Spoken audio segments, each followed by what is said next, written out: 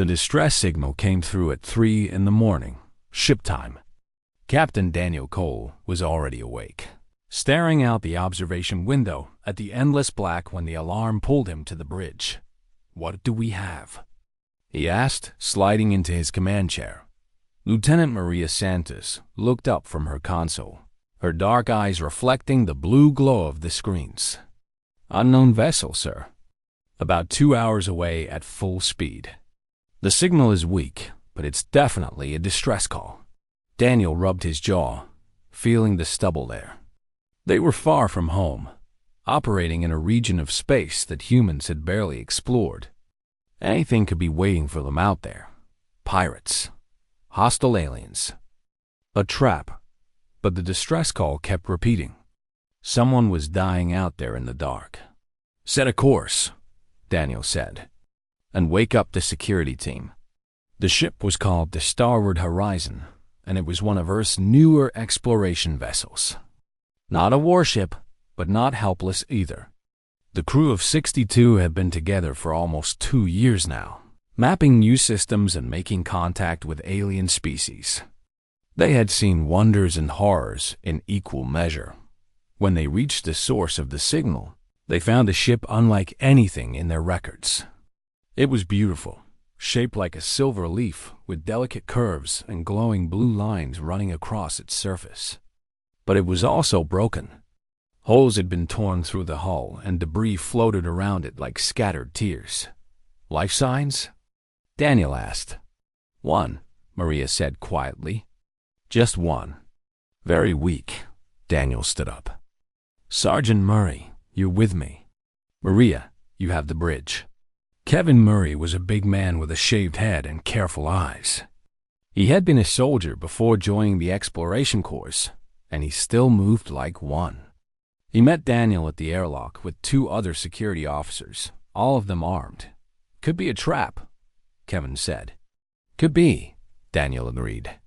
"But we're going anyway." They crossed to the alien ship in a small shuttle, docking at what looked like an emergency port. The interior was dark and cold, the air thin but breathable. Emergency lights flickered red along the floor, guiding them deeper inside. They found her in what must have been the command center. She was tall and slender, with skin that shimmered like pale moonlight and hair that flowed like liquid silver. Her eyes were closed, and blue blood seeped from a wound on her side. She wore robes of white and gold, torn and stained from whatever battle had destroyed her ship. "She's still breathing," Kevin said, checking his scanner. "Barely." Daniel knelt beside her. She was beautiful in a way that did not seem quite real, like a painting come to life. Her features were almost human, but not quite. Too perfect. Too symmetrical. Her ears came to gentle points, and when her eyes fluttered open, he saw they were solid purple with no whites at all. She looked at him and spoke in a language he did not understand. Then her hand reached out and touched his face. Daniel flinched back instinctively, and she made a sound of distress. "Easy," he said, though she could not understand him. "We're here to help." They brought her back to the Starbound Horizon, and Dr. Claire Abbott went to work immediately. Claire was a small woman with gray-streaked hair and steady hands. She had treated humans, aliens, and everything in between during her 20 years in space. "The wound isn't as bad as it looks," Claire said after an hour. "Her biology is remarkable. She's already healing faster than any human could. She'll be fine physically. What about communication?" Daniel asked. Maria stepped forward with a small device. "I've been running her language through our translation software. It's complex, but I think I've got the basics working. Give me another hour." Daniel nodded and went to check on their guest personally. She was awake now, sitting up in the medical bed. When Daniel entered, she immediately tried to rise and move toward him, her arms opening as if to embrace him. He stepped back, holding up his hands. "Whoa, easy there." She stopped, and something like hurt crossed her face. She spoke again, and this time the translator on his wrist caught some of the words. "Trust, greeting, Why do you pull away? I'm sorry, Daniel said slowly, hoping the translator would work both ways. I don't know your customs. But humans don't usually. We don't embrace strangers. She tilted her head, clearly confused. I am not a stranger. I am Valithra Ki Ilin, daughter of the High Empress, heir to the Zerethian throne. And you have saved my life. We are bonded now. Daniel blinked. Princess? Yes. He took a deep breath. This was getting complicated fast. Over the next few days, they learned more about Valithra and her people. The Zerethians were an ancient civilization, far older than humanity. They communicated through touch and emotional connection. Physical closeness was not just normal for them, but necessary. To refuse contact was a grave insult or a sign of deep distrust. Valithra struggled with the humans constantly. When Maria tried to explain something to her, she would reach out to touch Maria's hand, and Maria would pull away. When crew members passed her in the corridor, she would try to greet them with an embrace, and they would sidestep awkwardly. They fear me, Valithra said one evening. Sitting alone in the observation lounge, Daniel found her there, staring out at the stars. He sat down a few seats away, keeping a respectful distance. They don't fear you, he said. They just don't know you yet. In my culture, you know someone by touching them, by feeling their heart. Your people hide behind walls of air and empty space. How can you ever truly know anyone? Daniel was quiet for a moment. We've been hurt a lot, he said finally. Humans, I mean. We have a long history of betrayal and pain, wars, broken promises, people using connection as a weapon. So we're careful. We build walls because we've learned what happens when we don't. Valithra looked at him with those strange purple eyes. That is very sad. Maybe, Daniel said. But it also means that when we do let someone in, it means something. Our walls aren't there to keep everyone out forever. They're there to protect what matters most until we're sure. She seemed to think about this for a long time. I was running away, she said finally. My mother arranged a marriage for me, a political alliance with the Kethvaran Empire. They are cruel people who rule through fear. I refused. Someone sabotaged my ship before I could escape properly. I thought I would die alone in the dark. But you didn't, Daniel said. No, you came. She looked at him, and for the first time, she did not try to reach for him. Why? You did not know me. You did not know if I was friend or enemy. Why did you risk your ship and your crew for a stranger? Daniel shrugged. Because you needed help. That's enough. Valithra smiled softly. Perhaps humans are not as cold as I thought. Perhaps you simply show warmth in different ways. We try, Daniel said. He stood up to leave, then paused. Get some rest, Princess. We have a long journey ahead. As he walked away, Valithra watched him go. These humans were strange creatures, full of contradictions. They rescued strangers, but refused to touch them. They risked everything for someone they did not know, but kept their hearts locked away. She had much to learn about them. And something told her the lessons would be unlike anything she had experienced before. 2 weeks passed aboard the Starboard Horizon, and Princess Valithra still felt like a ghost walking through walls. Every day brought new confusion. She would enter the mess hall for breakfast, and conversation would slow as crew members glanced at her uncertainly. She would smile and try to greet them the proper way, reaching out to touch a shoulder or take a hand, and they would step back with polite excuses. Too busy. Sorry, running late. Nice to see you, Princess, but they never stayed. They never let her in. She started eating alone, sitting by the window where she could watch the stars slide past. At least the stars did not flinch when she looked at them. One morning, Lieutenant Maria Santos found her there. May I sit? Maria asked, staying a careful distance away. Valithra nodded. Of course. You do not need permission. Maria sat across from her, setting down a tray with coffee and toast. She was a practical woman with sharp features and kind eyes, and Valithra had noticed that she was always watching, always thinking. "You look sad," Maria said. "I am confused," Valithra admitted. "On my world, I was never alone. My handmaidens, my guards, my family were always close. We would sit together, sleep in the same chambers, share our thoughts through touch. To be alone was punishment. Isolation was what we did to criminals." Maria nodded slowly. "That must be hard, being here with us. You are not unkind, but you are all so far away. Even when you are standing right beside me, I cannot feel you. It is like being surrounded by beautiful paintings instead of real people." Maria sipped her coffee and thought about how to explain. "Humans are complicated," she said finally. "We need connection too. We get lonely, and we suffer when we're isolated. But we also need space, privacy, room to be ourselves without anyone watching or judging. Why? Because our history taught us to be careful. Thousands of years of people using closeness as a weapon. False friends who betrayed us. Lovers who hurt us. Leaders who manipulated our trust. We learn that the closer someone gets, the more they can hurt you." Valithra frowned. "So you keep everyone away to protect yourselves?" "Not everyone. Not forever. But we take time.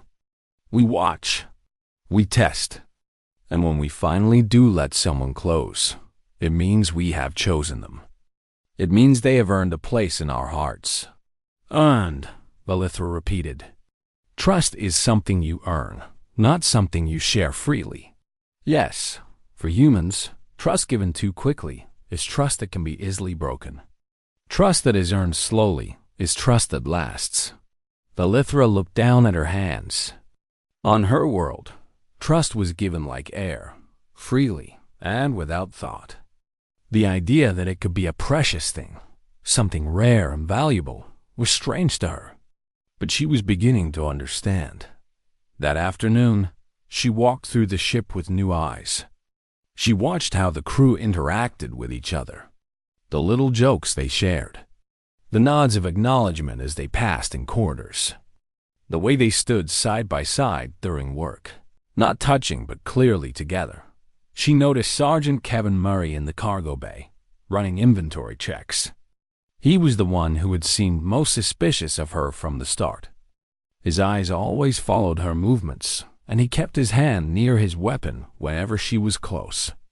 "Sergeant," she said, approaching carefully. He looked up, his face neutral. "Princess, I wanted to thank you for coming to rescue me. I know you thought it might be a trap." Kevin shrugged. "It's my job to think that way. Keeps people alive. You protect this crew. I try." She hesitated, then asked the question that had been on her mind. "Do you trust me?" Kevin was silent for a long moment. Then he said, "Not yet. But that doesn't mean I won't. It just means you're new.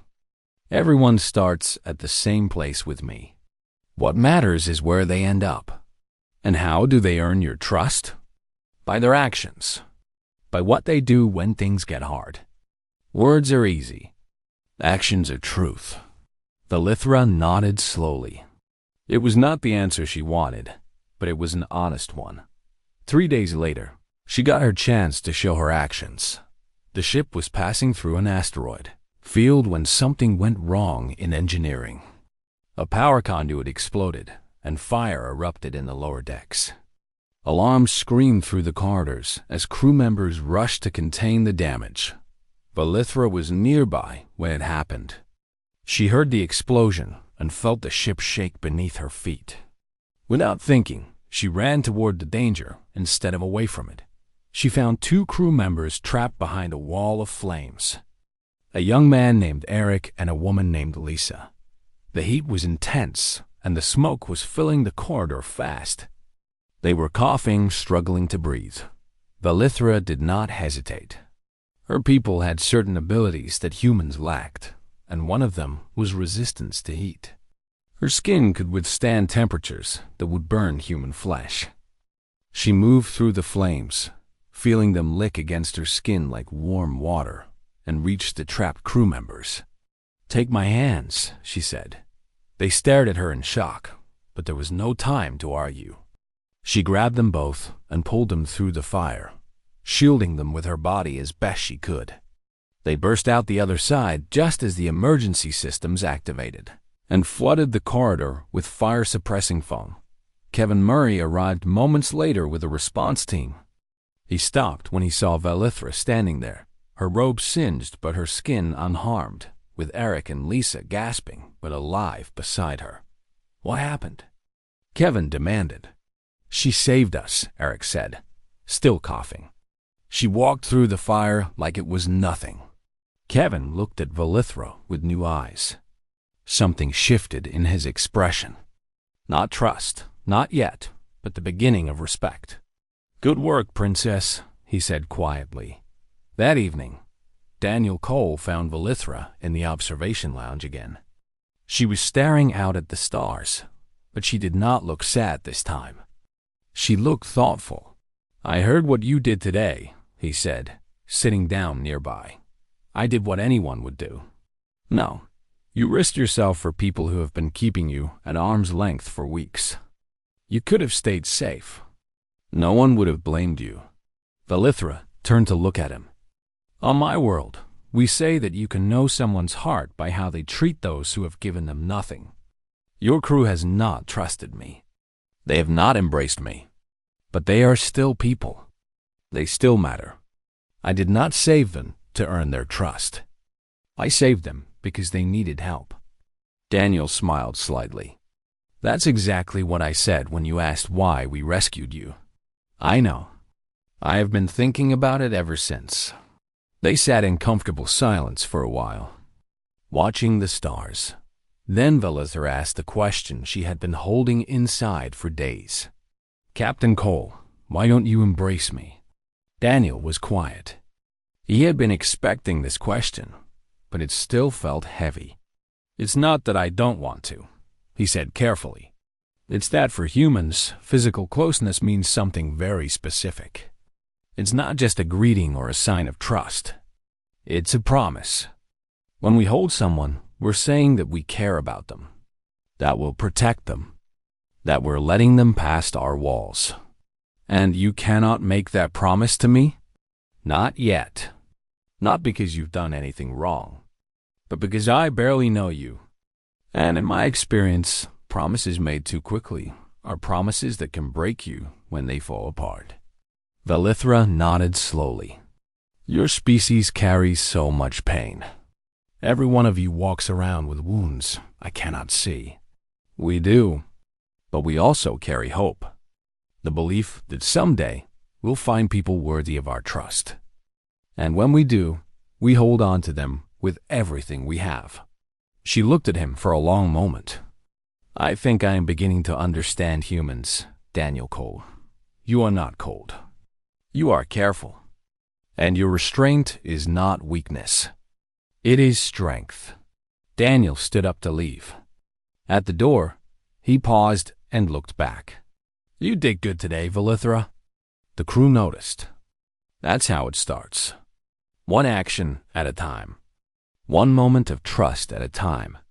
He left her alone with the stars, but somehow she did not feel quite as lonely as before. The warning came without ceremony. One moment, the starward horizon was cruising peacefully through open space. The next, alarms were screaming across every deck. "Contact!" Maria Santos shouted from her station. Multiple ships dropping out of hyperspace. 7 vessels. Military configuration. Daniel Cole was on his feet instantly. Identification? Maria's face went pale. Kethvorn Empire. Warships, Captain. They're surrounding us. The bridge fell silent. Everyone knew what this meant. The Kethvorns had found them, and they had come in force. The main view screen flickered, and a face appeared. It was not human. The Kethvoran commander had gray skin, sharp ridges along his skull, and eyes like black stones. His voice came through the translator cold and flat. "Human vessel. I am Commander Vrek of the Kethvoran Third Fleet. You are harboring property of the Empire. The female Zyrethian aboard your ship is promised to our Crown Prince. You will surrender her immediately." Daniel stood tall, his jaw tight. "This is Captain Daniel Cole of the Starward Horizon. The person you're referring to is a guest aboard my ship. She requested asylum, and we granted it. She's not going anywhere." Rek's thin lips curled into something like a smile. "You misunderstand, human. This is not a negotiation. This is an order. Surrender the princess, or we will destroy your ship and take her from the wreckage." "And you misunderstand us," Daniel said evenly. "She asked for our help. We don't hand over people who asked for our help." The commander's eyes narrowed. "You would die for a stranger? For someone who is not even of your species? If that's what it takes." The transmission ended. The Kethvoran ships held their position, weapons charged and ready. Valethra had been watching from the back of the bridge. Her heart was pounding. 7 warships against 1 exploration vessel. The mathematics were simple and brutal. These humans were going to die because of her. She stepped forward. "Captain Cole." Daniel turned to look at her. "You cannot fight them," she said. "Their ships are faster, stronger, and better armed. If you resist, they will kill everyone aboard. 62 lives. For me, that's not your decision to make," Daniel said quietly. "It should be. This is my problem. My burden. I will not let innocent people die because I was too afraid to face my fate." Maria spoke up from her station. "Princess, with respect, you don't know humans very well yet. We don't abandon our own. I am not one of your own. I have been here for weeks, and most of your crew still cannot bring themselves to touch me. Why would you die for someone you barely know?" Kevin Murray's voice came from the security station, rough and steady. "Because that's what we do. You saved Eric and Lisa. You didn't know them either. You didn't do it for reward or recognition. You did it because it was right. That was different." "No," Kevin said. "It wasn't." Daniel stepped closer to Valethra. For the first time, he did not step back when she looked at him. "You asked me once why we don't embrace strangers. I told you it's because trust has to be earned. But I didn't tell you the whole truth." "What is the whole truth?" "The truth is that once you earn a place among us, we will never let you go. We will fight for you. We will bleed for you. We will stand beside you, even when the whole universe says we're fools for doing it. You became one of us the moment you walked through fire to save our people. You just didn't know it yet." Valethra felt tears burning in her eyes. On her world, loyalty was assumed. It was built into the fabric of society, expected and taken for granted. But here, among these strange, guarded humans, loyalty was a gift, a choice, and they were choosing her. "There must be another way," she said. "Surely we can negotiate. Find some compromise." Dr. Claire Abbott had come to the bridge. She stepped forward with her datapad. "I've been studying the Kethvoran political structure. The arranged marriage isn't just political. It's a power play. The Crown Prince wants to absorb the Zyrethian Empire through marriage. If Valethra refuses, she undermines his claim. So if we hand her over, her people lose their independence," Maria said. "Worse than that," Claire continued. "The Kethvorans rule through fear and subjugation. Any species they absorb loses their culture, their freedom, everything. If Valethra marries the prince, her entire civilization becomes enslaved." Valethra nodded grimly. "It is not just about me. It never was. My mother made this arrangement out of fear. She thought it would bring peace. But there is no peace with the Cathvorans. Only submission. Daniel turned back to the view screen, where the enemy ships waited like wolves. Then, we don't just have a princess to protect. We have an entire civilization counting on us. The odds are still impossible, Maria said quietly. Odds are just numbers. Humans have beaten impossible odds before. Daniel sat down in his command chair. All hands, battle stations. We're not running, and we're not surrendering. The crew moved with purpose. There was no panic, no hesitation. These people had trained for moments like this. They had known when they signed up for deep space exploration that they might face situations where death was more likely than survival. They went anyway. Valithra watched them with wonder. These soft, fragile creatures with their short lifespans and their careful hearts. They were preparing to die for her. Not because they had to. Not because anyone ordered them to. But because they had decided she was worth fighting for. She had never felt so small, and so valued at the same time that the first Cathvoran ship opened fire. The starward horizon shook as energy blasts slammed into its shields. Shields holding at 80%, Maria reported. Returning fire. Human weapons were not as powerful as Cathvoran weapons, but they were precise. The Horizon's tactical officer, a young woman named Sarah, targeted weak points in the enemy formations with careful accuracy. Focus fire on their sensor arrays, Daniel ordered. If they can't see us clearly, they can't hit us accurately. The battle became a dance of light and fire. The Horizon weaved through the enemy formation, using asteroids and debris for cover.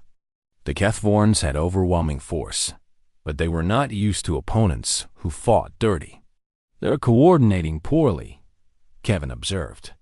They expected us to surrender. They didn't plan for actual resistance.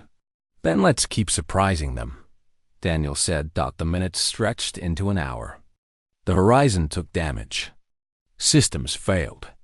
Crew members were injured. But they kept fighting.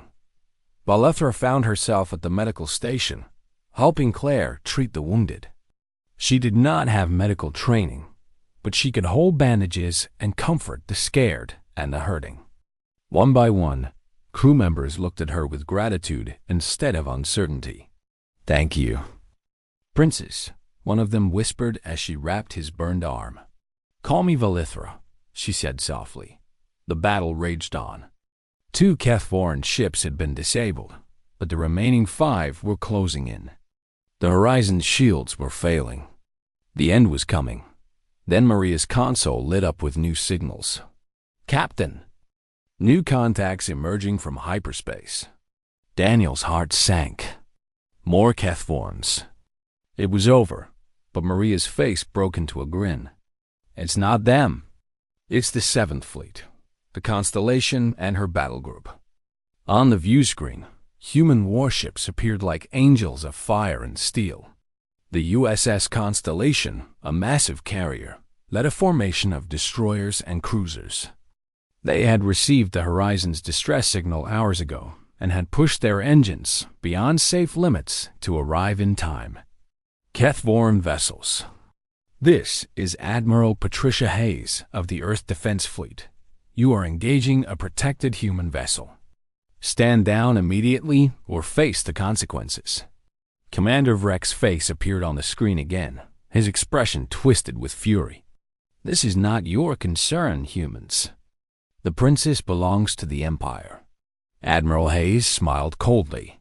"She asked for our help. That makes it our concern. You have 60 seconds to withdraw." The Cathvorans hesitated. Then, one by one, their ships turned and fled into hyperspace. The bridge of the starward horizon erupted in cheers. Crew members hugged each other, laughed, cried with relief. Valithra stood in the middle of it all, overwhelmed. They had won. Against impossible odds, they had won, and they had done it for her. The aftermath of battle was quiet in ways that surprised Valithra. She had expected celebration, or perhaps anger, or even fear. Instead, the crew of the Starboard Horizon simply went back to work. Damaged systems needed repair. Wounded crew members needed care. Reports needed filing. Life continued, as if facing death was just another task to complete before moving on to the next one. She found it deeply strange and deeply admirable. The Seventh Fleet escorted them to a nearby space station for emergency repairs. Admiral Patricia Hayes came aboard personally to meet with Captain Cole. She was a tall woman with silver hair and eyes that had seen too many battles. When she looked at Velithra, there was no judgment in her gaze, only curiosity.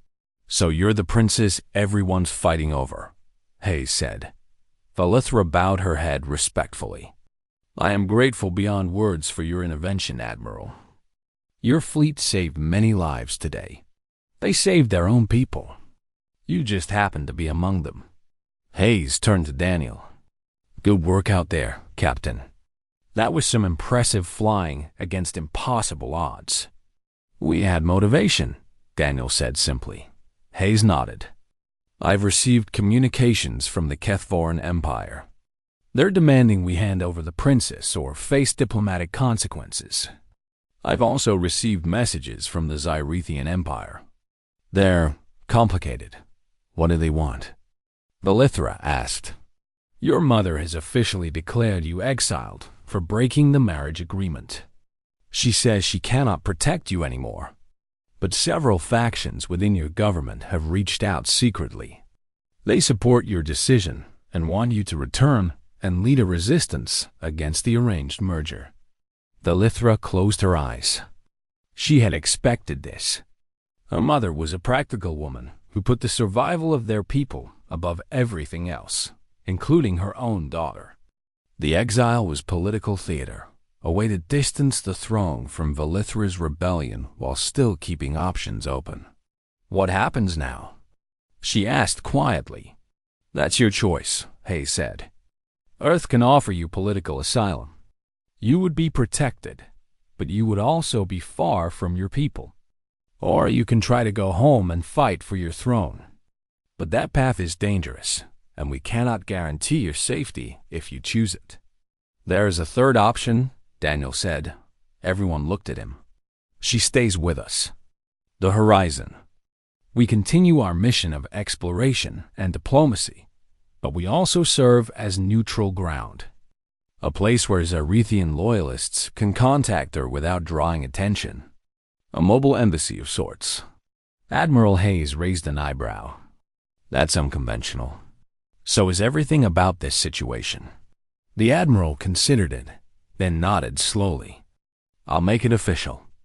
The princess will be listed as a diplomatic liaison attached to the Starboard Horizon. It gives her legal protection and keeps her mobile. The Kethvorans won't be able to demand her extradition as easily if she's part of an official diplomatic mission." Velithra felt something warm bloom in her chest.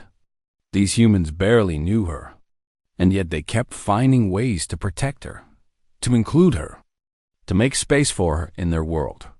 "Thank you," she said, her voice thick with emotion. The repairs took 3 days. During that time, Velithra noticed something had changed aboard the ship. Crew members no longer avoided her eyes. They nodded to her in corridors, said good morning, asked how she was feeling. Some even sat with her during meals. Kevin Murray found her in the cargo bay one evening, practicing combat forms she had learned as a child. He watched silently for a while, then stepped onto the training mat. "Mind if I join you?" She smiled. "I thought you did not trust me yet. I didn't. But I watched you during the battle. You didn't hide. You didn't run. You helped the wounded, even when we were all probably going to die. That told me everything I needed to know." They sparred together, testing each other's abilities. Kevin was strong and fast, trained in human martial arts. Velithra was more graceful, using her longer limbs and natural flexibility to her advantage. They were evenly matched. Afterward, they sat on the mat, catching their breath. "Can I ask you something personal?" Kevin said, "Of course. Why do your people need to touch so much?" "I've been wondering since you came aboard." Valithra thought about how to explain. "Cyrethians are empathic. We can sense emotions through physical contact. When I touch someone, I feel what they feel. Their joy, their fear, their love, their pain. It is how we communicate our deepest truths. Words can lie. Feelings cannot. That sounds overwhelming. Sometimes. But it also means we can never truly be alone. Even in a crowd of strangers, we are connected. We know we are not the only ones carrying our burdens." Kevin nodded slowly. "Humans are the opposite. We're stuck inside our own heads. We can never really know what someone else is feeling. We guess. We hope. We trust that the words people say match what's in their hearts. Sometimes we're wrong. It sounds lonely. It is. It is. But it also makes connection more valuable. When a human tells you they care about you, they're choosing to be vulnerable without any guarantee. They're trusting you with something precious without any proof that you deserve it." Valithra looked at him with new understanding. "You give your trust like a gift, the best gift we have." On the third day, disaster struck again. But this time, it came from within. A small Kethvoran strike team had infiltrated the space station. They had waited, watching, planning. Their target was clear. Eliminate the princess before she could become a symbol of resistance. The attack came at night, when most of the crew was asleep. Valithra was in her quarters when she heard the sounds of fighting in the corridor. Weapons fire, screams, then silence. Her door exploded inward, and 3 Kethvoran soldiers stood in the smoke. "The prince sends his regards," one of them said, raising his weapon. But before he could fire, Daniel Cole appeared behind them. He had been making his rounds when he heard the commotion. He moved with desperate speed, tackling the nearest soldier and sending them both crashing to the ground. The other 2 turned to deal with him. Daniel fought like a man possessed, but he was outnumbered and outmatched. A blade found his side, and he gasped in pain. Valithra did not think. She moved. Her people were not warriors, but they were not helpless either. She had been trained in self-defense since childhood. She grabbed the closest soldier and used her empathic ability not to read his emotions, but to project her own. She pushed fear and confusion into his mind, and he stumbled back. Disoriented. Kevin Murray arrived with security forces moments later. The remaining Kethvorans were subdued quickly. But the damage was done. Daniel lay on the floor, blood pooling beneath him. The wound in his side was deep. "Get him to medical," Kevin shouted. Valithra followed as they rushed Daniel to Dr. Claire Abbott. She stayed outside the treatment room, pacing, her hands shaking. She could feel emotions leaking from the wounded man inside, even through the walls. Pain, determination, and something else. Concern for her. He had been hurt protecting her. He had thrown himself at armed soldiers without hesitation, without any guarantee of survival. This fragile human had nearly died for her. Hours passed. Finally, Claire emerged, exhausted but smiling. "He'll live." The blade missed his vital organs. "He's stubborn, that one." Valithra felt tears streaming down her face. "Can I see him?" "He's asking for you." She entered the treatment room quietly. Daniel was pale, hooked up to machines that beeped and hummed. But his eyes were open, and he managed a weak smile when he saw her. "Hey," he said. "You fool," Valithra whispered. "You could have died." "So could you." Seemed like a fair trade. She sat beside his bed, and for the first time, she did not try to touch him. She simply stayed close, letting her presence speak for her. "I think I understand now," she said softly. "Your people do not show love through constant contact. You show it through sacrifice, through standing in front of danger, through bleeding for the ones you care about. Daniel nodded weakly. Actions speak louder than words. Or touches, I guess. It is beautiful in its own way. Terrifying, but beautiful. He reached out his hand slowly, carefully. An invitation, not a demand. Valithra took it gently. His emotions flooded through her. Exhaustion, relief, and a growing warmth that she recognized as affection. Not romantic love, not yet, but something just as precious. Friendship. Real, earned, unshakable friendship. She held his hand and did not let go until he fell asleep.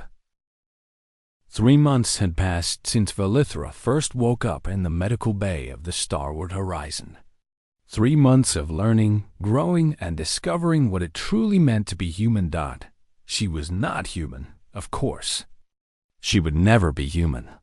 But somewhere along the way, these strange, guarded, wonderful people had become her family. The ship had resumed its mission of exploration. They had mapped new star systems, made contact with 2 previously unknown species, and helped negotiate a trade agreement between Earth and a distant Mayan colony. Valithra served as diplomatic liaison, and she discovered she had a talent for bridging cultural gaps. Perhaps because she had learned to bridge the biggest gap of all. The space between a Xyrethian heart that craved constant connection and human hearts that protected themselves with distance. She no longer tried to embrace every crew member she met. Instead, she learned their individual boundaries and respected them. Some people were comfortable with a hand on the shoulder. Others preferred a respectful nod. A few, the ones who had grown closest to her, welcomed her hugs with genuine warmth. The crew had changed too. They had stopped treating her like a fragile guest and started treating her like one of their own. They included her in their jokes, shared their stories, complained to her about the food and the long shifts and the captain's taste in music. Captain Daniel Cole had recovered fully from his wounds. He carried a new scar on his side, which he joked made him look more distinguished. But Valithra noticed that he held himself differently now. There was a softness in his eyes when he looked at her, a comfort that had not been there before. One evening, she found him in the observation lounge. Their place, she had started thinking of it. The place where they had their most important conversations. He was staring out at the stars, a cup of coffee cooling in his hands. She sat beside him, closer than she would have dared 3 months ago. He did not move away. "You're thinking about something heavy," she said. "How can you tell? You get a little line between your eyebrows when you're worried. And you've been staring at the same star for 10 minutes. Daniel laughed softly. "You've been paying attention. I always pay attention. It's how I learn." They sat in comfortable silence for a while. Then Daniel spoke. "I got a message today. From the Xyrethian resistance. They want you to come home. The political situation has shifted. Your mother's regency is weakening, and the factions that support you are growing stronger. They think you could return and claim your rightful place." Valithra's heart clenched. Home. She had been dreaming of home since the day she fled. The silver cities, the singing forests, the warmth of her people surrounding her always. "What do you think I should do?" she asked. "I think that's not my decision to make. I'm asking for your opinion." "Your honest opinion." Daniel turned to look at her. "Honestly? I think you should go. Your people need you. The Kethvoran threat hasn't gone away. If you can unite your factions and build an alliance with Earth, you could change the balance of power in this entire sector. But I would miss you. We all would." Valithra felt tears prickling at her eyes. "I would miss you too." "More than I can say." "Then don't say it. Just know it." She laughed, a little brokenly. "You humans and your unsaid things. Sometimes I wonder how you ever connect with each other at all." "Very carefully," Daniel said, "and very stubbornly." The next week was filled with preparations. Messages flew between the starboard horizon and the Xyrethian resistance. A plan was formed. Valithra would be smuggled back into her home system by a network of loyal supporters. From there, she would begin the slow work of building a coalition against the Kethvoran influence. It was dangerous. It might take years. There was no guarantee of success, but it was the right thing to do. She knew that in her bones, the night before her departure, the crew threw her a party. It was a human tradition, they explained. A way of saying goodbye that was also a celebration of everything shared. There was food and music and laughter. Crew members came to her one by one to share memories, jokes, and well wishes. Kevin Murray gave her a small knife, perfectly balanced, made for someone with long fingers. "For emergencies," he said gruffly. "Don't go getting yourself killed." "I will try my best," she promised. Maria Santos gave her a data chip containing all of the human literature, music, and art she had collected over the years. "So you don't forget us," she said. "I could never forget you. Any of you." Dr. Claire Abbott gave her a medical kit, customized for Xyrethian biology, along with a hug that lasted longer than Valithra expected. "Take care of yourself, princess. You're stronger than you know." Finally, Daniel approached her. The party was winding down, and most of the crew had drifted away to their quarters. They were alone in the observation lounge once again. "I have something for you," he said. He held out a small object, a patch, worn and faded, with the emblem of the starward horizon embroidered in silver thread. "This was mine," he said, "from my first mission on this ship. It's been with me through everything. I want you to have it." Valithra took the patch carefully, feeling the weight of history in it. "Daniel, it's not much, but it's a piece of us, a piece of this crew. So wherever you go, whatever you face, you'll know that you're not alone. You'll know that there are humans out here who believe in you, who are rooting for you, who would cross the galaxy to help you if you needed it." She clutched the patch to her chest. "I understand now why you don't give your embrace freely. Because when you finally do, it means everything. It means you are choosing to let someone into your heart forever. It means you are trusting them with the most vulnerable part of yourself. That's exactly it. And this patch, this is your embrace." Daniel nodded slowly. "I guess it is." Valithra looked at him for a long moment. Then, carefully, she extended her hand. The human gesture. The invitation. Daniel took it. His hand was warm and calloused and steady. Then, slowly he pulled her into an embrace. It was not like Xyrethian embraces. It was not constant or overwhelming. It was simple and brief, arms wrapped around her for just a few heartbeats. But in those heartbeats, she felt everything. His respect, his affection, his hope for her future, his sadness at her leaving, his stubborn, beautiful, human faith that everything would work out in the end. When they separated, both of them had tears in their eyes. "Thank you," Valithra whispered, "for everything. Thank you for showing up in that broken ship, for asking for our help, for teaching us that maybe our walls don't have to be as high as we thought." She smiled through her tears. "I think I finally understand why humanity will one day lead this galaxy."